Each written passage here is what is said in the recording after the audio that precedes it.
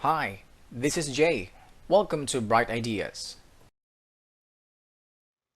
Let us now examine the various types of competitive games that have been identified by anthropologists and the relationship of these games to cultural complexity. The first one is games of physical skill. In games of physical skill, the outcome, be it a win, a loss, or a tie, is determined totally by the physical skills of the players. A foot race is an example, as is a weightlifting competition. The outcome in both cases depends not on chance or on mental strategy, but totally on the physical prowess of the competitors. Games of physical skill are generally the only forms of competition found in simple cultures of limited technological sophistication, in which day-to-day survival depends on the possession of specific motor skills.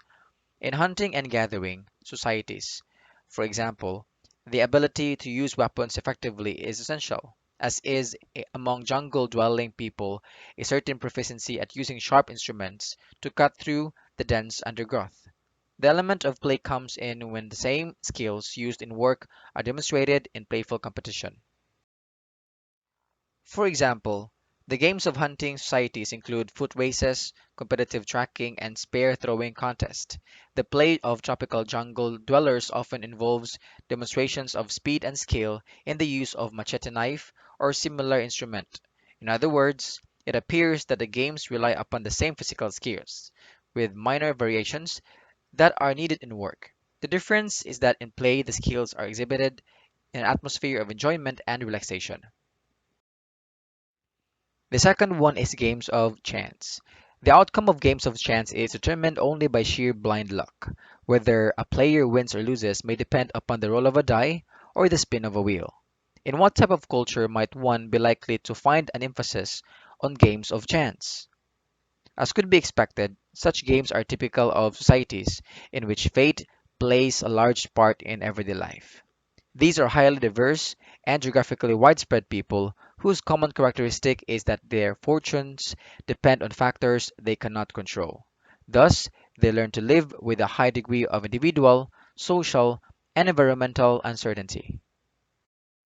Cultures that emphasize in play the element of chance that dominates their lives include nomadic people who wander in search of uncertain livelihood and whose very existence is determined by uncontrollable variables, like weather conditions. Since rationality seems to be of little use, such people often turn to religious rituals and divination in making decisions about the future based upon a reading of the entrails of an animal may be as valid as method of decision making as any other.